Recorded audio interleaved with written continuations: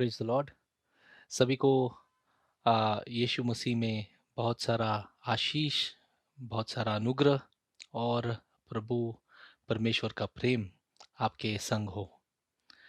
आ, ये जो सीरीज हमने शुरू किया है, ये सीरीज है कि यहूदी कौन है। और पिछले हफ्ते हमने शुरू किया ये सीरीज को, और पार्ट वन जो है वो ऑलरेडी मैंने डाला है। और उसमें हमने फोकस किया कि एक एक इंट्रोडक्शन की तरह से कि एक यहूदी कौन है। ठीक है। और फिर हमने जो जो हमारा जो की स्क्रिप्चर या जो वचन जो हमने लिया था, वो था रोमियो का पुस्तक से अध्याय 2 वचन 28 और 29। वचन 28 और 29 से हमने शुरू किया था। और ये वचन ऐसा कहता है, क्योंकि यहूदी वह नहीं जो प्रगट में यहूदी है, और वह न वह खतना है जो प्रगट में है और देह में है, पर यहूदी वही है जो मन में है, और खतना वही है जो हृदय का है और आत्मा में है, न कि लेख का। ऐसे की प्रशंसा मनुष्यों की ओर से नहीं, परंतु परमेश्वर की ओर से होती है। तो ये जो स्क्रिप्चर है, ये स्क्रिप्चर को लेके जो हमने शुरू किया था कि यहूदी कौन है। इसके बाद में कुछ लोगों ने मुझे मैसेज किया और कहा कि ब्रदर, ये जो स्क्रिप्चर है जिसके अंदर यहूदी के बारे में लिखा है, लेकिन हम देखते हैं कि इज़राइल जो है, यानी कि जो लोकेशन है, जो जगह है इज़राइल, आज के दौर में, आज की तारीख में जो जगह है, यहूदी वहाँ पर है। ठीक है। तो मैं ये जो सीरीज है, ये किसी को भी दोष लगाने के लिए नहीं कर रहा हूँ कि आपको यहूदियों के विरुद्ध जाना है या आपको यहूदियों के विरुद्ध रहना है। मेरा मकसद ये सीरीज करने का यही है कि आप समझ जाए कि मसीहा में रहना कितना महत्वपूर्ण है। यदि आपको उद्धार आपने पाया है और आप उद्धार में चलते हैं और मसीहा में चलते हैं, तो आपको यहूदी या यूनानी नहीं, लेकिन मसीहा में आप यहूदी या यूनानी नहीं कहलाते हैं। Praise the Lord. ये समझना बहुत ज़रूरी है कि आप मसीहा में यहूदी या यूनानी ऐसे नहीं कहलाते हैं। ठीक है। तो अ, मैं वापस कहता हूँ कि किसी के विरुद्ध नहीं है। आप कोई भी धर्म के हैं, बाइबल के अनुसार, ठीक है? जो वचन में लिखा है, उन बातों के अनुसार, जो यीशु कहता है, उन बातों के अनुसार, जो पौलुस बाद में कहता है, उन बातों के अनुसार जब हम देखते हैं, जब अलग-अलग प्रेरित इन बातों को कहते हैं, तो इनमें हमें ये बात क्लियरली समझ में आ जाती है कि यहूदी कौन है। यहूदी वो नहीं है जो अब इस वक्त बाहरी खतना किए हुए है, या जो अब्राहम के वंशज से आता है, फिजिकल डिसेंडेंट। वो यहूदी, पौलुस के अनुसार, पौलुस कहता है कि वो यहूदी नहीं है। लेकिन यहूदी कौन है? जो मसीहा में है और जिसका हृदय पे खतना हो गया है। ठीक है। Praise God. ये समझना बहुत ज़रूरी है भाइयों और बहनों। ठीक है। इसके लिए पिछली बार भी मैंने आपसे कहा था कि आप गुस्सा न होइए, वचन से जाएंगे, एक एक स्टेप लेके जाएंगे, बैकग्राउंड भी देखेंगे। और हमने कहा था कि पिछले हफ्ते कि पुराने नियम में, पुराने करार में हमें बहुत सारा ऐसा इंफॉर्मेशन मिल जाता है या जानकारी मिल जाती है जिससे हम समझ पाए कि यहूदी कौन है। ठीक है। Praise God. तो आगे बढ़ते हुए हम देखेंगे कि आज कंटिन्यू करते हुए रोमियो के जो दूसरे अध्याय में 28वें वचन में हमने लिखा था, वहां से हम आगे कंटिन्यू करते ही आगे बढ़ेंगे। ठीक है। तो पुराने नियम में मेरे साथ में आइए, यिर्मयाह के पुस्तक में, द बुक ऑफ यिर्मयाह, यिर्मयाह की पुस्तक में। और हम देखें कि यिर्मयाह का जो पुस्तक है, वो यिर्मयाह को वेलिंग प्रॉफिट भी कहते हैं या वीपिंग प्रॉफिट भी कहते हैं।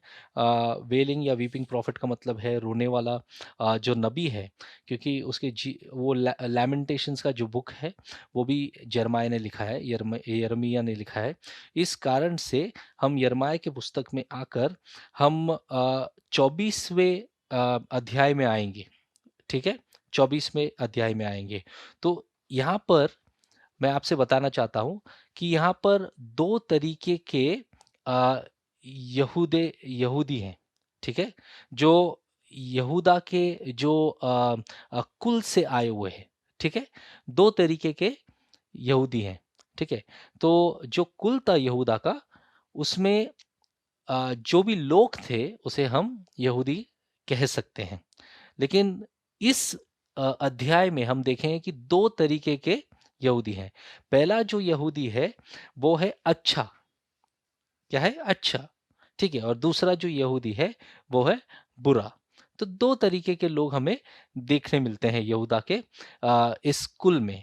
तो जो अच्छा जो यहूदी है, उनको परमेश्वर ने क्या किया था? उनको परमेश्वर ने राज करने के लिए, क्या करने के लिए? राज करने के लिए वो जो करार या ऐलान दिया था उनके लिए, वो राज करने के लिए था, ठीक है? और जो दूसरे यहूदी हैं, वो जो मैंने कहा कि बुरे यहूदी हैं, वो उस उनको परमेश्वर ने क्या किया? उनको परमेश्वर ने जो है वो नकार दिया था, दूर कर दिया था। तो क्या है? यहूदा का कुल है, और यहूदा कौन था? यहूदा जो था वो किसका किसका पुत्र था? जो 12 पुत्र थे, 12 पुत्र थे, वो याकूब के पुत्र थे। याकूब के 12 पुत्रों में से एक था यहूदा, जिसे हम इंग्लिश में जुड़ा भी कहते हैं।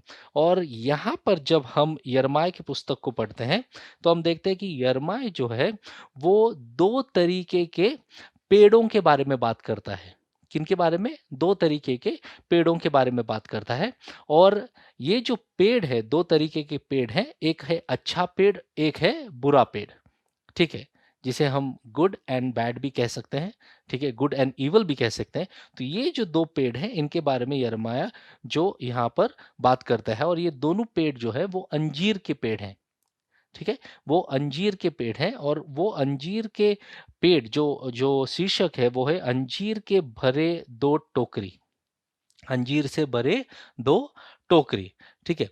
तो ये जो पेड़ है वो हमें क्या बताता है? ये पेड़ हमें बताते हैं कि इन पेड़ों के फल जो अंजीर है उसमें उनमें से 2 टोकरी जो है वो अंजीर 2 बक्सों में भरी गई थी। ओके? 2 टोकरी जो अंजीर है वो 2 बक्सों में भरी गई थी। एक टोकरी में अच्छे अंजीर थे, और दूसरे टोकरी में बहुत ही बुरे सड़े हुए अंजीर थे। वो जो अंजीर थे वो खा भी नहीं पाएंगे लोग, वैसे अंजीर थे। और यिर्मयाह कहता है, ये जो है यिर्मयाह हमको पहले अध्याय जो 24वां अध्याय है उसके पहले वचन से हम देखेंगे, पहला और दूसरा वचन हम पढ़ेंगे। जब बेबीलोन का राजा नेबूकदनेस्सर यहोकीम के पुत्र यहूदा के राजा यकोन्याह को और यहूदा के हकीमों और लोहारों और अन्य कारीगरों को बंदी बना कर यरूशलेम से बेबीलोन को ले गया, तो उसके बाद यहोवा ने मुझको अपने मंदिर के सामने रखे हुए अंजीरों के 2 टोकरे दिखाए।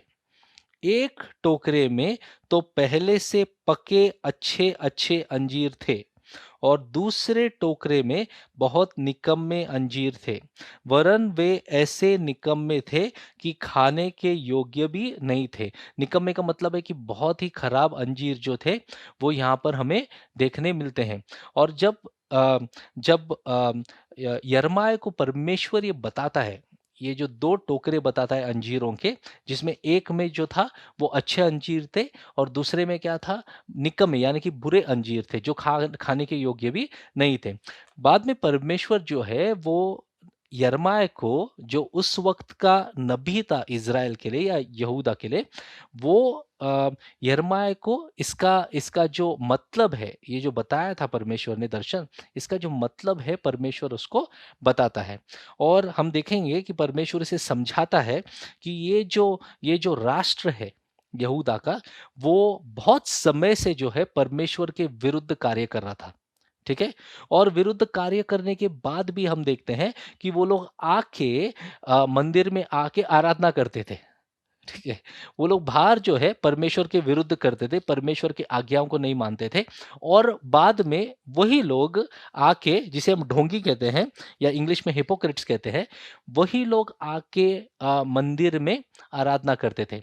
फिर परमेश्वर बार-बार उनको अपने नबी भेजता था और यही नबी भेजने के बारे में यीशु जो है वो मत्ती 21-22 के अंदर इसके बारे में वो कहता है कि बार-बार परमेश्वर ने अपने नबी को इन लोगों के लिए भेजा, जो उस समय के यहूदा के जो लोग थे उन लोगों के लिए भेजा। लेकिन वो बार-बार परमेश्वर के वाणी को, परमेश्वर की बातों को क्या करते थे? नकार देते थे।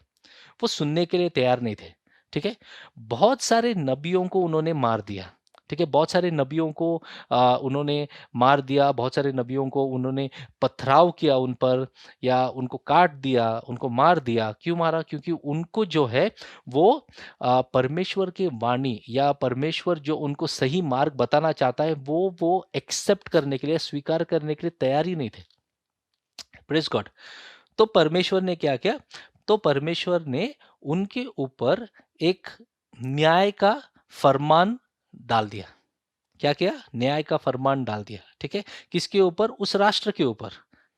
जब हम पढ़ेंगे यिर्मयाह के 7वें अध्याय 1 से 15 में, तो वहां पर परमेश्वर कहता है कि मैं जो हूं वो यरूशलेम को नकार दूंगा। क्यों? क्योंकि मैंने इससे पहले जो है शीलो को नकार दिया है। ठीक है? तो परमेश्वर क्या कहता है? आप पढ़ सकते हैं यिर्मयाह का जो 7वां अध्याय है, वो मंदिर में यिर्मयाह जो है वो वचन देता है, अपना प्रवचन उपदेश देता है। वहाँ पर परमेश्वर उसके द्वारा बात करता है। वहाँ पर वो कहता है कि परमेश्वर जो है अब आगे यरूशलेम को नकार देगा, जैसे उसने पहले जो है शीलो को या शाइलो जिसे हम कहते हैं, उसे नकार दिया है। ठीक है? और शाइलो कौन-सी जगह थी? शाइलो वो जगह थी जहाँ पर परमेश्वर ने एली जिसे हम कहते हैं, जो उस समय का महायाजक था, ठीक है? उस महायाजक को उसने नकार दिया था। ठीक है? शीलो वो जगह है और जब फिलिस्तीन जो है आकर जो वाचा का संदूक होता है, उसे वो लोग उस वो कब्ज़ा कर लेते हैं वाचे के संदूक के लिए, तो एली जो होता है उस समय का महायाजक, उसकी जो बहू होती है, वो क्या करती है? वो एक पुत्र को जन्म देती है और उसका नाम जो है वो इकाबोद रखते हैं। क्या रखते हैं? इकाबोद, जिसका मतलब है कि परमेश्वर की जो महिमा है, ग्लोरी है, महिमा यहाँ से निकल गई है। क्या हुआ है? महिमा यहाँ से निकल गई है और परमेश्वर की उपस्थिति, परमेश्वर की महिमा जो है, जो शीलो से निकल गई, उसके बाद वो शीलो में कभी वापस नहीं आई। आप समझ रहे हैं बात को? वैसे ही परमेश्वर अब यिर्मयाह के द्वारा कहता है कि जैसे शीलो को मैंने नकार दिया और मेरी उपस्थिति वहां से निकल गई और कभी वापस नहीं आई, वैसे ही अब आगे होगा कि यरूशलेम को भी मैं नकार दूंगा। यरूशलेम को नकार दूंगा और जैसे शीलो में जो कब्जा हुआ था वाचे के संदूक का, वही वाचा का संदूक जो है वो बाद में यरूशलेम को लेके वो आए थे। वहां पर जो है सुलेमान के दिनों में, किन के दिनों में? सुलेमान के दिनों में जो है वहां पर जो है परमेश्वर की महिमा वापस आ गई। ये हम दूसरे इंग्लिश में 2 क्रॉनिकल्स 5:13 में हम देखेंगे, 2 क्रॉनिकल्स 5:13 में, कि जहाँ पर बहुत सारा स्तुति आराधना और बहुत सारे जो इंस्ट्रूमेंट्स होते हैं, ट्रम्पेट्स होते हैं और गायक होते हैं, ये सब गाते हैं, परमेश्वर की स्तुति करते हैं, बहुत ज़ोरों से गाते हैं। उस समय पर जो है वो क्या होता है? उस समय पर परमेश्वर का जो महिमा है वहाँ पर आ जाता है। ठीक है? तो जो याजक होते हैं और जो भी वहाँ पर कार्य करते रहते हैं, वो लोग जो है, वो लोग खड़े नहीं रह पा रहे थे, क्योंकि परमेश्वर की महिमा का जो उपस्थिति है परमेश्वर की, इतनी वज़नदार थी वहाँ पर, कि परमेश्वर की उपस्थिति जो है वो पूरे घर को, परमेश्वर के घर को उसने भर दिया और एक भी व्यक्ति वहाँ पर खड़ा नहीं हो पा रहा था। फिर हम देखेंगे कि 200 साल बाद, उसके 200 साल बाद है, परमेश्वर अब जो है यिर्मयाह को ये कहता है कि सुलेमान के जो मंदिर जो सुलेमान ने बांधा था, अब वो मंदिर क्या हो गया है? अब वो मंदिर जो है वो डाकुओं का अड्डा हो गया है। इस कारण से वो क्या करेगा? यरूशलेम को वो नकार देगा। कैसे नकारेगा? जैसे उसने शीलो को नकारा था। और ये आगे जब हम देखते हैं, जैसे अलग-अलग जो नबी आगे आते हैं, वैसे एज़ेकियल के द्वारा हम देखेंगे कि ये एज़ेकियल कहता है कि एज़ेकियल के समय पर ये जो भविष्यवाणी है, ये प्रोफेसी जिसे हम कहते हैं, वो पूरा होता है। हम एज़ेकियल के 10वें अध्याय और 11वें अध्याय में इसके बारे में देख सकते हैं, ठीक है? वहाँ पर मैं नहीं जाऊँगा अभी, लेकिन आप एज़ेकियल का 10वां अध्याय और 11वां अध्याय पढ़ सकते हैं, ठीक है? परमेश्वर फिर य य यिर्मयाह को वचन जो 16 है, वहाँ पर परमेश्वर कहता है वचन 16 में, इस प्रजा के लिए तू प्रार्थना मत कर, न इन लोगों के लिए ऊंचे स्वर से पुकार, न मुझसे विनती कर, क्योंकि मैं तेरी नहीं सुनूंगा। ये देखिए, परमेश्वर यिर्मयाह को कहता है कि तू इन लोगों के लिए प्रार्थना मत कर, क्योंकि मैं तेरी विनती को, मैं तेरी प्रार्थना को नहीं सुनने वाला हूं। ठीक है? क्यों? क्योंकि परमेश्वर ने जो न्याय है, उसका जो फरमान है, वो दे दिया था। ठीक है? और जब उसने ये फरमान दे दिया था, अब उस फरमान को वापस लेना मुमकिन नहीं था। ठीक है? और अगर यिर्मयाह प्रार्थना करते रहता और विनती करते रहता यहूदा के लिए, तो वो अपने आप को ऐसे बताता कि मैं प्रभु, तूने ये कहा है और मैं तेरे विरुद्ध इस वक्त ये प्रार्थना कर रहा हूं। तो वो एग्रीमेंट नहीं हो जाता। ठीक है? इसका मतलब ये नहीं है कि वो आ, आ, किसी किसी किन लोगों के लिए प्रार्थना नहीं कर पा रहा था कि उनके ऊपर जो न्याय आएगा उससे प्रभु बचाए उनको, लेकिन वो उस राष्ट्र के लिए प्रार्थना नहीं कर पा रहा था या विनती नहीं कर पा रहा था, क्योंकि उस राष्ट्र के ऊपर जो न्याय था वो अब उसके नाश के लिए आने वाला था। और यिर्मयाह जो है वो ये भी प्रार्थना या विनती नहीं कर पा रहा था कि प्रभु, जो ये लोग हैं, ठीक है, इनके ऊपर तेरी जो महिमा है उसको वापस भेज, या ये जो यरूशलेम में जो मंदिर है उस मंदिर में तेरी जो महिमा है उसको तू वापस भेज। ये वो प्रार्थना नहीं कर पा रहा था उस वक्त के लिए। ठीक है? और ये जो हम देखते हैं, ये जो बैकग्राउंड है, जो यिर्मयाह के 24वें अध्याय में हम देखते हैं, तो यहाँ पर जो है परमेश्वर जो है वो अलग-अलग जो प्रकार के जो न्याय हैं, जो आने वाले हैं, वो उनके बारे में यहाँ पर बताता है। तो इसके अंदर स्पेसिफिकली जो था, वो एक अच्छे अंजीर है और दूसरे बुरे अंजीर है या निकम्मे अंजीर हैं। 2 अलग पेड़ों से आए हुए अंजीर है और इनके ऊपर अलग-अलग न्याय होने वाला था। तो ये जो अच्छे अंजीर, वो ऐसे प्रकार के लोग थे यहूदा के, ठीक है? जो अपने आप को परमेश्वर के न्याय के अनुसार वो न्याय के अधीन आ जाते हैं, और परमेश्वर के न्याय के अधीन में आकर उनको जो नेबुकदनेस्सर है, बेबीलोन का राजा है, वो क्या करता है? उनको वो बंदी बनाकर बेबीलोन लेके जाता है। और हम देखेंगे कि ये जो न्याय उनके ऊपर आता है, इसका जो एंड रिजल्ट है, आखिर में ये उनके अच्छे के लिए होता है। क्यों? क्योंकि उन्होंने जो ये पूरा जो वाक्य होता है और नेबुकदनेस्सर आके उनको लेके जाता है और वो वहाँ पर बेबीलोन में रहते हैं। प्रभु उनको ये वादा करता है कि मैं तुम्हें वापस उस जगह पर लेके आऊँगा और तुम्हें वो हृदय दूँगा ताकि तुम मुझे जान पाओ। Praise God. ठीक है? ये आप देखोगे कि यिर्मयाह के 24वें अध्याय और 7वें वचन में इसके बारे में हम देख सकते हैं। यिर्मयाह के 24वें अध्याय और 7वें वचन में हम ये पढ़ेंगे, मैं उनका ऐसा मन कर दूंगा कि वे मुझे जानेंगे कि मैं यहोवा हूँ, और वे मेरी प्रजा ठहरेंगे और मैं उनका परमेश्वर ठहरूंगा, क्योंकि वे मेरी ओर सारे मन से फिरेंगे। ये किनके बारे में? वो लोग जो न्याय के नीचे आते हैं, अच्छे जो अंजीर होते हैं, वो न्याय के नीचे आते हैं और वो अलाउ करते हैं परमेश्वर का कार्य उनके जीवन में होने के लिए। जब ये होता है, उनका एंड रिज़ल्ट जो है, उनका आखिर में जो रिज़ल्ट है, वो क्या होता है कि परमेश्वर उनको एक हृदय देता है ताकि वो परमेश्वर को जान पाएँ। लेकिन दूसरा जो टोकरी है, या जिसे वचन के अंदर टोकरा कहते हैं, दूसरा जो टोकरी है, उसके अंदर खराब अंजीर थे, और वो खराब अंजीर वो लोग थे यहूदा के, जो जो नेबुकदनेस्सर जो राजा था बेबीलोन का, उसके उसके अधीन आकर वो सबमिट करने के लिए या उसके अधीन आने के लिए वो लोग क्या करते हैं, वो लोग स्वीकारते नहीं हैं। ठीक है, तो परमेश्वर जो है वो 8वें वचन में, 7वां अभी पढ़ा था, 8वें वचन में परमेश्वर ऐसे कहते हैं, परंतु जैसे निकम्मे अंजीर निकम्मे होने के कारण खाए नहीं जाते, उसी प्रकार से मैं यहूदा के राजा सिदकिय्याह और उनके उसके हकीमों और बचे हुए यरूशलेमियों यरूशे यरूशलेमियों को जो इस देश में और मिस्र में रह गए हैं छोड़ दूंगा। Praise God.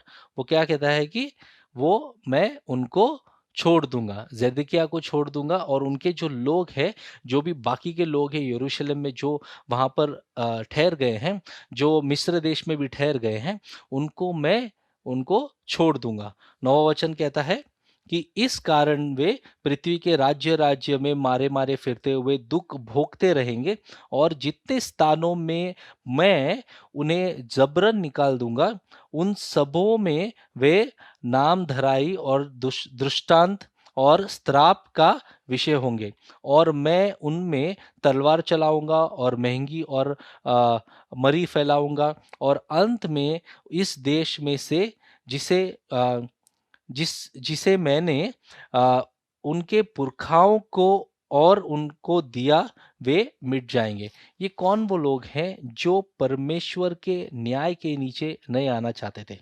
परमेश्वर का न्याय के बारे में जब भी बात होता है या जजमेंट के बारे में बात होता है, तो हमेशा ये लगता है कि जजमेंट मतलब अब सब कुछ डिस्ट्रॉय होने वाला है। ठीक है, लेकिन परमेश्वर का न्याय एक एक जब अधीन आता है किसी के लिए, वो एक प्यूरिफिकेशन का बात भी बन जाता है। वो एक किसी किसी को साफ करने के लिए या प्यूरिफाई करने के लिए, या किसी को उसका जो पुराना जो है वो निकाल कर अच्छा करने के लिए भी काम आता है। ये परमेश्वर का न्याय करता है। अब हम देखेंगे कि जो अंजीर का पेड़ है, वो कौन है? वो अंजीर का पेड़ है, वो यहूदा का जो राष्ट्र है उसके बारे में वो एक चिन्ह था। क्या था? एक चिन्ह था। और इससे पहले भी मैंने जो द प्रोफेटिक बेडरॉक करके जो मैंने सीरीज किया था, वहां पर मैंने टाइप्स एंड शैडोज के बारे में बात किया था कि कैसे पुराने नियम के जो चीजें हैं वो यीशु मसीह में पूरे होते हैं, जिसे हम टाइप्स एंड शैडोज भी कहते हैं। और यहाँ पर जब हम देखते हैं कि यिर्मयाह जो है वो दो पेड़ों के बारे में बात करता है, क्योंकि दोनों जो अंजीर के टोकरी थे और दोनों जो अंजीर थे वो अलग अलग पेड़ से आए थे, एक पेड़ से नहीं आए थे। ठीक है, और यीशु जो है वो मत्ती के 7वें अध्याय में, यीशु जो है वो मत्ती के 7वें अध्याय में हम देखेंगे 17 से 20, जब हम पढ़ते हैं मत्ती के 7वें अध्याय 17 से 20, वहां पर यीशु कहता है, इसी प्रकार हर एक अच्छा पेड़ अच्छा फल लाता है और निकम्मा पेड़ बुरा फल लाता है। अच्छे पेड़ बुरे फल नहीं ला सकता, और न निकम्मा पेड़ अच्छा फल ला सकता है। ठीक है, सो यीशु जब नबियों के बारे में और लोगों के बारे में यहाँ पर बात करता है, तो इसके बारे में वो बात करके कहता है कि अच्छा पेड़ जो है वो अच्छा फल लेके आएगा, और एक निकम्मा पेड़ या बुरा पेड़ जो है वो एक बुरा फल लेके आएगा। वो अच्छा पेड़ कभी नहीं लेके आ सकता है। ठीक है, 19वां वचन में पढ़ता हूँ, जो जो पेड़ अच्छा फल नहीं लाता वह काटा और आग में डाला जाता है, इस प्रकार उनके फलों से तुम उन्हें पहचान लोगे। इस प्रकार उनके फलों से तुम उन्हें पहचान लोगे। ये किसके बारे में था? झूठे भविष्यवक्ताओं के बारे में था, जो लोगों के पास आते थे और वो मेमने के वस्त्र में आते थे, लेकिन अंदर से वो कौन थे? वो लोगों को चीर फाड़ करने वाले वो जो भेड़िए हैं वैसे थे। और जब प्रभु यिर्मयाह के द्वारा ये बात करता है, प्रभु बताता है, परमेश्वर बताता है कि ऐसे ही दो पेड़ जो हैं, उसमें एक में से अच्छा अंजीर आते हैं, दूसरे में से बुरे अंजीर आते हैं। और अच्छा जो पेड़ है वो बुरे अंजीर को नहीं दे सकता है, लेकिन और बुरा जो पेड़ है वो अच्छे अंजीर को नहीं दे सकता है। तो जो पेड़ है अच्छा या बुरा, वैसे ही उसमें से फल आएंगे। ठीक है, लेकिन दोनों जो पेड़ है वो एक ही जगह से आते हैं, और वो राष्ट्र जो है वो चिन्ह में बताता है कि वो राष्ट्र जो है वो यहूदा का राष्ट्र है। लेकिन जो फल है उसके अंदर एक क्लियर कट जो है बीच में एक लाइन खींची गई है, जहां पर हम देख सकते हैं कि एक साइड में अच्छे हैं, दूसरे साइड में बुरे हैं, और जो अलग अलग पेड़ों से ही आए हैं। सो जो अच्छे पेड़ हैं वो क्या करते हैं, उस परमेश्वर के न्याय के अधीन आते हैं और बेबीलोन में वो बंदी बनाए जाते हैं, कैप्टिविटी में जाते हैं। वो लोग लड़ते नहीं हैं नेबूकदनेस्सर से, ठीक है? वो लोग जाते हैं सीधे तरीके से, और जब वो जाते हैं तो उनके मन में क्या होगा कि देखो, हम बंदी बन गए, अभी हमारा फ्यूचर क्या है, हमारा भविष्य क्या है, ठीक है? लेकिन हम देखते हैं कि उनका एंड रिजल्ट बहुत ही बढ़िया हो जाता है। वो स्ट्रगल से जाते हैं, संघर्ष से जाते हैं, बहुत अच्छे और बुरे दिनों से जाते हैं, लेकिन उनका एंड रिजल्ट जो है वो बहुत अच्छा निकल के उनके लिए आता है। लेकिन जो बुरे जो अंजीर हैं, वो परमेश्वर के न्याय को क्या करते हैं, और परमेश्वर को न्याय को नकार देते हैं। परमेश्वर जो है वो ये सारी बातों को देखता है, ठीक है? और जब यहूदा जो है वहां पर आज आज जब हम देखते हैं कि यहूदा कौन है, यहूदा एक एक राष्ट्र को देखते हैं जहां पर हमें अच्छे और बुरे दोनों टाइप के लोग हमें देखने मिलेंगे, ठीक है? और कोई भी ऐसा दूसरा राष्ट्र या देश नहीं है वो ऐसा ना होगा, क्योंकि हर एक देश के अंदर हम देखते हैं कि अच्छे और बुरे टाइप के, दोनों टाइप के आपको लोग मिलते हैं। धर्मी लोग भी मिलेंगे, अधर्मी लोग भी मिलेंगे, और हर एक देश के अंदर एक एक एक मिक्सचर हो जाएगा। जो मिक्सचर यानी कि बहुत सारा एक मिक्स हो जाता है अच्छे और बुरे लोगों का। लेकिन जब हम यहूदा के बारे में, यिर्मयाह में जब हम देखते हैं, तो वहाँ पर परमेश्वर खुद एक लाइन खींच देता है, और एक साइड में जो है एक पेड़ होता है जो अच्छे फल को देता है, और दूसरे साइड में जो बुरा फल पेड़ है वो बुरे फल को देता है, और उसके अनुसार परमेश्वर उनसे अपना बात, अपना नाता जो है वो उसके अनुसार ही रखता है, ठीक है? परमेश्वर उनसे वो नाता उसके अनुसार रखता है, ठीक है? तो यहूदा जो है, यहूदा को पहले ही परमेश्वर ने जो है राज करने के लिए बुलाया था, ठीक है? लेकिन ये राज करने का किसको होगा? जो बुरे फल है उनको नहीं, ये जो अच्छे फल है उनको वो दिया था। राज करने का जो मौका है या भविष्यवाणी थी राज करने के लिए, ये जो था वो अच्छे फल के लिए था, गुड फ्रूट के लिए था, ओके, राइप फ्रूट के लिए था, ठीक है? जो यीशु भी ये पेड़ों के बारे में बात करता है, तो वैसे लोगों के लिए था। लेकिन जो बुरा फल उत्पन्न करते हैं, उनको प्रभु ने कहा था कि मैं तुम्हें नकार दूंगा, ठीक है? और जब हम देखते हैं कि लोग कहेंगे कि ये ब्रदर आप ये कह तो रहे हो, लेकिन जो लोग अब्राहम से आए हैं, जो वंशज में हैं, उनके लिए तो सब कुछ है, उनके लिए ही वादे हैं, और उनको वो देश में अभी वापस लेके आया है 1948 में, तो ये सब कुछ उनका है करके आप कहते हैं। लेकिन जब हम वचन को देखेंगे तो वहाँ पर हम देखते हैं कि परमेश्वर जो है वो जो वंशज जो है, फिजिकल डिसेंडेंट्स, जो वंशज थे इज़राइलियों के, जो अब्राहम से आए थे, उनको वंशज के ऊपर नहीं, लेकिन वंशज होने के बावजूद उनको वो नकार देता है, ठीक है? और ये जो परमेश्वर जो करता है, ये उसने याकूब के पुत्र जो थे, 12 पुत्र, उनके बीच से ही शुरू कर दिया था। 1 chronicles chapter 5 versus 1 and 2, Hindi में एक इतिहास का 5वां अध्याय और एक और दूसरा वचन में पढ़ता हूँ। इज़राइल का जेठा तो रूबन था। कौन था? रूबेन। परंतु उसने जो अपने पिता के बिछौने को अशुद्ध किया, इस कारण जेठे का अधिकार इज़राइल के पुत्र यूसुफ के पुत्रों को दिया गया। वंशावली जेठे के अधिकार के अनुसार नहीं ठहरी। तो ये जो बात है, वंशावली जो है वो, क्योंकि वो फर्स्ट बॉर्न है, उसके रीजन के वजह से वो एक्चुअली रूबन को मिलना चाहिए था। लेकिन क्योंकि रूबन ने एक गलती की, उस कारण से जो है वो वंशावली जो है, वो जो यूजुअल जो अंडरस्टैंडिंग होता है फर्स्ट बॉर्न का, वो रूबन को डिस्क्रेडिट कर दिया गया, और डिस्क्रेडिट करके रूबन को वो नहीं मिली, ठीक है? और वहां पर लिखा है दूसरे वचन में, हम जब दूसरा वचन जब पढ़ते हैं, यद्यपि यहूदा अपने भाइयों पर प्रबल हो गया और प्रधान उसके वंश से हुआ, परंतु जेठे का अधिकार यूसुफ का था। तो क्या होता है कि जेठे का अधिकार यूसुफ का मिल जाता है, लेकिन यहूदा जो है, यहूदा जिसके बारे में अभी हम इस सीरीज में, ये सेकंड पार्ट में हम देख रहे हैं, यहूदा जो है अपने भाइयों के ऊपर प्रबल होता है, और उसके द्वारा, उसमें से, यहूदा में से कौन आता है? यहाँ पर लिखा है कि और प्रधान जो है वो उसके वंश में से आता है। प्रधान का मतलब कौन है? एक लीडर, ठीक है, एक अगवा जो है, एक प्रिंस जो है, उसके वंशज में से वो आता है।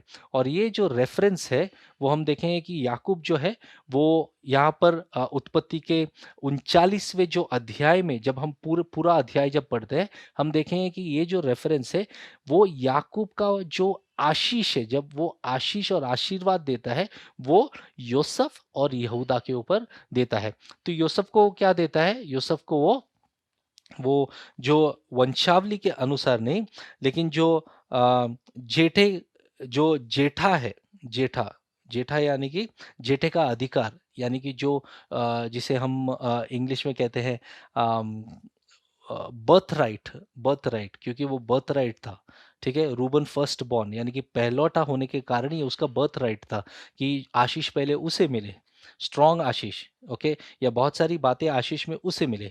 लेकिन ये जो है वो यूसुफ को दिया गया था, क्योंकि ये आगे हम देखेंगे कि रूबन ने क्या किया था, इस वजह से ये यूसुफ के पास चला गया, ठीक है। और ये जो था, ये आशीष जो था वो उत्पत्ति के पहले अध्याय और 28वें वचन में जब जब परमेश्वर कहता है कि जब वो आदम और हवा को बनाता है और कहता है कि सारे पृथ्वी पर और सारे जानवरों पर और मछलियों पर और जो आकाश में उड़ने वाले पंछियों पर क्या हो, तू अपना राज कर, ठीक है, and you become fruitful. Fruitful का मतलब तू जो है वो फलदायक हो। ये जो था वो यूसुफ को मिलता है, ठीक है। लेकिन यहूदा को क्या मिलता है? यहूदा को राज करने का मिलता है।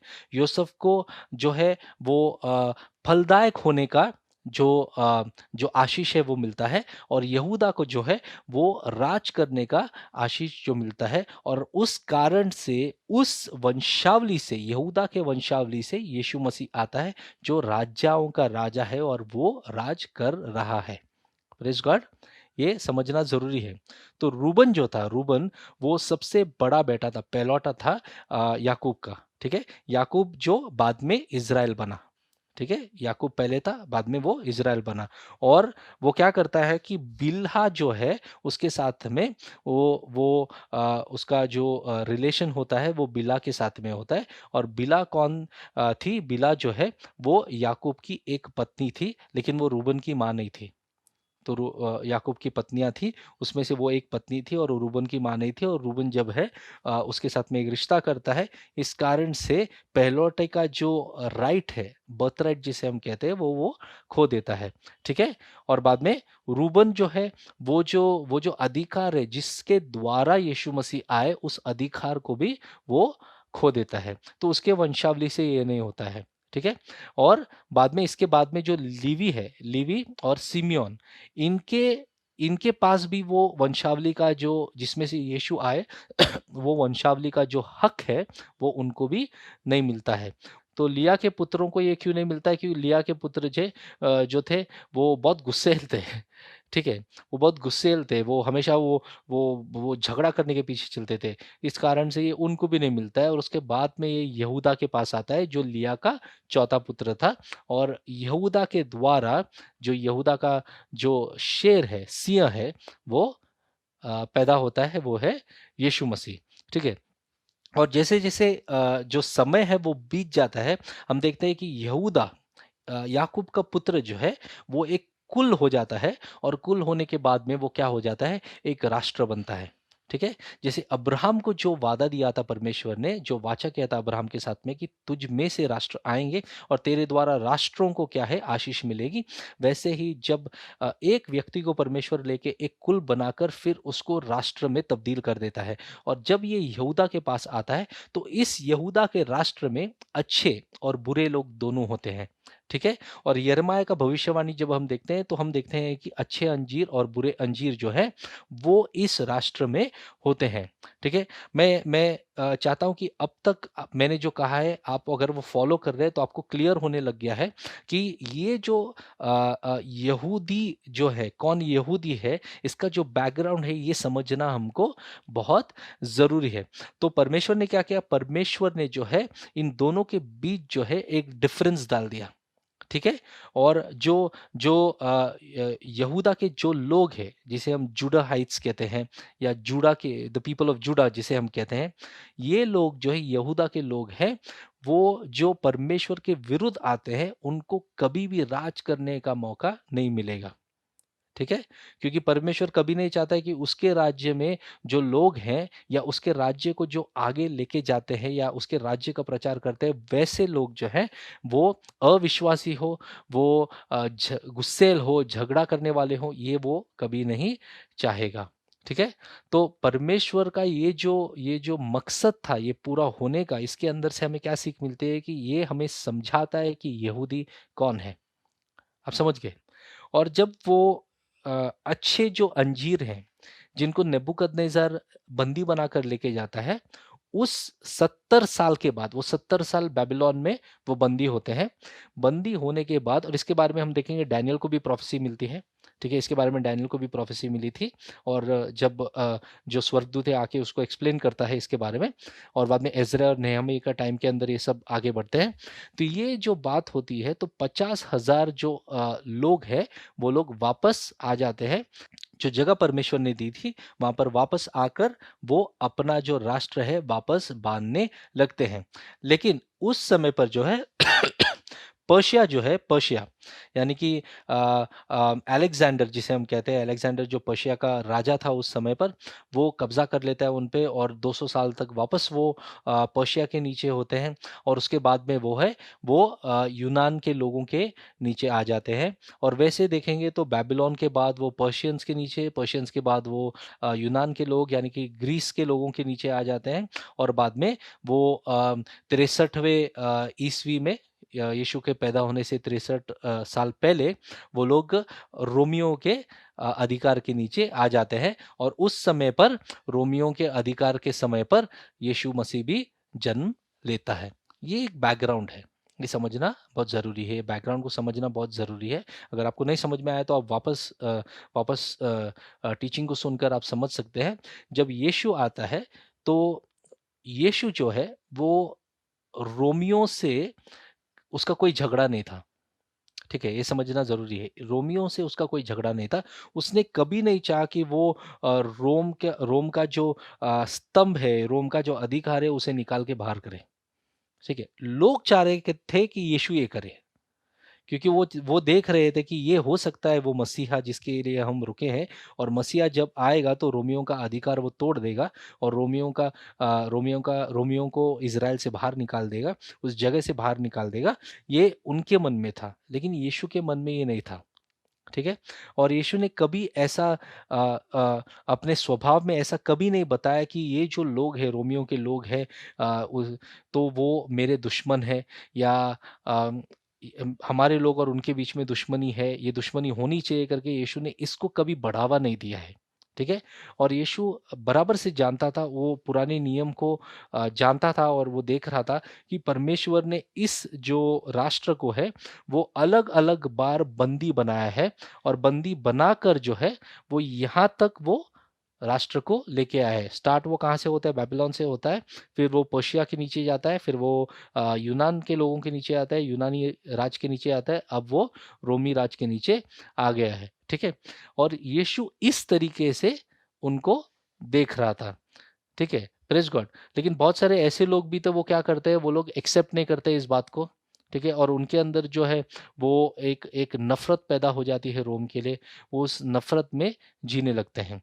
अब यीशु जब अपने शिष्यों को चुनता है और शिष्यों को सिखाता है, तब हम देखते हैं कि उसमें सिमोन है, लूका के 6 अध्याय 15वें वचन में जब हम आएँगे, लूका के 6 अध्याय और 15वें वचन में, और मत्ती और थोमा और हलफई का पुत्र याकूब और शमौन जो जेलोतेस कहलाता है। अभी ये जेलोतेस यानी कि ज़ीलट्स जो थे, वो लोग जो है वो रोमियो के अगेंस्ट लड़ रहे थे, ठीक है? ज़ीलट्स जो थे वो रोमियो के अगेंस्ट लड़ रहे थे, ठीक है? लेकिन यीशु जब अपने शिष्यों को चुनता है, वो जिसके अंदर वो इन लोगों को सिखाता है कि एक अच्छा फल कैसे बने, और अच्छा फल बनने के लिए अलौकिक जो परमेश्वर का न्याय है, जो अच्छाई आखिर में लेके आता है, उस न्याय के नीचे चलना बहुत ही ज़रूरी है। तो जब पतरस को जब लड़ना था, यीशु ने क्या किया, गेत्सेमनी में हम देखते हैं कि पतरस तलवार निकालता है और वो माल्कस का कान काट देता है। यीशु ने क्या किया, यीशु ने उसे कहा, "तू अब रुक जा, ये नहीं करना है, क्योंकि जो तलवार से जिएगा वो तलवार से ही मरेगा।" और यीशु उस कान को उठाता है और माल्कस का कान को वापस वो चंगाई देता है, ठीक है? और माल्कस कौन था? वो एक रोमी he was a Roman soldier, ठीक है? He was a Roman soldier, तो उसके कान को वो वापस लगाता है। तो यीशु का एक प्लान है और वो परमेश्वर के पूरे बैकग्राउंड को, हिस्ट्री यानी कि इतिहास में परमेश्वर ने कैसे काम किया है, वो बराबर से वो समझकर, वो अपने इच्छा को छोड़कर परमेश्वर की इच्छा में चलने के लिए पूर्ण तरह से तैयार होता है। ठीक है? इसके बारे में हम लूका के 22वें अध्याय में जब हम देखेंगे, 39वें वचन से आगे पढ़ेंगे, तो इसके बारे में ये जो इंसिडेंट है, इसके बारे में लिखा है। तो जो अच्छे अंजीर थे, यहूदा में अच्छे अंजीर थे, वो लोग यीशु पे विश्वास किए। लेकिन जो बुरे अंजीर थे, वो लोग यीशु पे विश्वास नहीं किए। ठीक है? बुरे अंजीर जो थे, वो लोग क्या कर रहे थे, वो लोग रुके थे कि ये जो मसीहा है, ये अभी अपना आर्मी लेके आएगा, अपना अपना आर्मी, अपना एक सरकार बनाएगा, जिसके द्वारा वो रोमियों के सरकार को हटाएगा। ठीक है? और जब वो खड़ा होगा, एक वॉर होगा, उसके अंदर ये जो यीशु है, जो यहाँ का जो राजा होगा, वो रोमियों के राजा के अगेंस्ट जाएगा और रोमियों को हम लोग निकाल कर बाहर फेंक देंगे। लेकिन यीशु जो था वो टोटली ऑपोजिट था। यीशु जो था, जिसे वचन कहता है कि वो शांति का कुँवर है। Praise God. इनके मन में था कि ये अभी तलवार उठाने वाला है। इनके मन में था कि ये बहुत चंगाई करता है, ये पानी पे चला है और ये बहुत लोगों को चंगाई करता है, तो ये अलग है, ये मसीहा है। यदि ये मसीहा है तो ये हमारे लिए लड़ेगा। लेकिन वचन के अनुसार वो तो शांति का कुँवर था। और उनकी जो इच्छा थी, या वो जो समझ रहे थे यीशु को, यीशु वैसा नहीं था। ठीक है? तो हम देखेंगे कि यहूदा के अंदर जो अच्छे जो अंजीर हैं, वो लोग क्या होते हैं, वो उन चुने हुए लोगों में से जो यीशु के पीछे चलते हैं, वो अच्छे अंजीर जो है विश्वास करते हैं, और विश्वास करने के बाद में यीशु में वो बरकरार रहकर चलते हैं। और बुरे जो अंजीर थे, वो लोग क्या करते हैं, वो लोग छोटी-छोटी बातों पर दुःख पाकर यीशु को छोड़कर या नकार कर वो लोग चले जाते हैं, या दूसरे जो लोग हैं वो रोमियों के विरुद्ध आते हैं। ठीक है? इस कारण से इन बुरे अंजीरों की वजह से और रोमियों के बीच में जो तकरार चल रही थी, उसके कारण से परमेश्वर क्या करता है, वो परमेश्वर जो है, वो रोमियों को यरूशलेम जो है, वो नाश करने के लिए एक मौका मिल जाता है। ठीक है? और यीशु जो है मत्ती के 21वें अध्याय से 24वें अध्याय में ये भविष्यवाणी देता है, और ये भविष्यवाणी का जो जो पूरा होने का है, वो ईसवी 70 यीशु के बाद ईसवी 70 एडी 70 में ये पूरा होता है, जब रोम ने यरूशलेम को पूर्ण तरह से नाश कर दिया है। ठीक है? और ये बात जो है, ये समझना हमको बहुत ज़रूरी है। सो मैं मैं अब समझता हूँ कि आपको एक बैकग्राउंड तो एटलीस्ट मिल गया होगा यहूदा के बारे में, और कैसे अलग-अलग समय पर प्रभु ने इनको यूज़ किया या उपयोग किया इनका, अलग-अलग समय पर अलग-अलग राष्ट्रों के या राजाओं के नीचे बंदी होकर, वहाँ से बाहर आकर, क्योंकि ये लोग क्यों होते थे, बंदी क्यों होते थे? क्योंकि वो प्रभु के विरुद्ध चले जाते थे। लेकिन जब वो वहाँ पर जाते थे, प्रभु अपने नबियों को भेजकर क्या करता था कि इनको उस डिवाइन जजमेंट में, उस जजमेंट के थ्रू निकाल कर वो बाहर लेके आता था। तो एक प्यूरिफिकेशन प्रोसेस हो जाता था। उस प्यूरिफिकेशन प्रोसेस में से वो उनको बाहर निकाल कर वो लेके आता था। लेकिन जो लोग मानते ही नहीं थे ये बातों को, वो लोग बंदी होकर जाते ही नहीं थे। ठीक है? उनका एंड रिजल्ट नाश होता था। लेकिन जो बंदी होकर जाते थे, बंदी होने के बाद में जब वो वापस आते थे, तो परमेश्वर उनको वापस बाँधने लग जाता था। और वैसे ही करके अलग-अलग टाइम पे अलग-अलग राष्ट्रों के नीचे, राजाओं के नीचे, अधिकार के नीचे वो लोग होकर, वो रोम के समय तक वो आ जाते हैं। मैं आशा करता हूँ कि आप लोगों को ये पूरा जो टीचिंग है ये अब तक तो समझ में आ गया होगा। और यदि आपका कोई सवाल है तो आप कमेंट्स में लिख सकते हैं और मैं कोशिश करके उनको आंसर कर दूँगा। और इसका जो अगला सेशन होगा वो अगले हफ्ते होगा और मैं कोशिश करके और भी थोड़ा-सा इसके बारे में मैं जानकारी दूँगा। और जैसे-जैसे हम स्टडी करते हैं और प्रभु हमें अलग-अलग बातों को बताता है, वैसे-वैसे हम कोशिश करके इसे आसान भाषा में या आसान तरीके से आपको बताने की कोशिश करेंगे, ठीक है? और जाने से पहले मैं आपको बताना चाहता हूँ कि हमारे और एक भाई हैं, जो बहुत ही अच्छा शिक्षण देते हैं और जिनके शिक्षण के द्वारा बहुत सारे लोग जो हैं, उनको एक समझ मिल रहा है प्रभु के राज्य के बारे में, ठीक है? और वो ट्रैवल भी करते हैं, बहुत जगह पर भी जाते हैं, बाहर भी जाते हैं और भारत में भी अलग-अलग जगह पर वो जाके प्रचार करते हैं और उनका नाम है भाई विपुल, ठीक है? उनका जो चैनल का लिंक है मैं यहाँ पर नीचे दे दूँगा। चैनल का लिंक जो है मैं नीचे दे दूँगा ताकि आप जाकर उनकी भी टीचिंग्स को सुनें, ठीक है? आप सब्सक्राइब करें, आप लाइक करें और जब आपको कोई सवाल है आप उन्हें भी पूछ सकते हैं और परमेश्वर के राज्य के बारे में, परमेश्वर के जो पुराने नियम और नए नियम के बारे में जो है, वो बहुत ही आसान तरीके में शिक्षण देते हैं। ठीक है? और मैं उनको बहुत सालों से जानता हूँ, 15 साल के ऊपर हो गए हैं, मैं उनको जानता हूँ। तो मैं चाहता हूँ कि आप लोग उनके चैनल पे जाएँ और जो वचन प्रभु ने उनके हृदय में डाला है और उनके जीवन से जो प्रभु लोगों को चंगाई और प्रभु लोगों को जो छुटकारा देता है, जो प्रभु ने उनको वो गिफ्ट दिया है और वचन बाँटने का गिफ्ट दिया है, वो आप लोगों से भी शेयर करें। ठीक है? तब तक के लिए अगले हफ्ते तक प्रभु परमेश्वर का प्रेम और यीशु मसीह की भरपूरता और आनंदमय अनुग्रह और जो पवित्र आत्मा है, जो हमारे हृदय में है और हम उसके मंदिर हैं, पवित्र आत्मा की सहभागिता आप सबके साथ रहे और प्रभु आपको स्वास्थ्य में रखे, शांति में रखे और आनंद में रखे। God bless you all.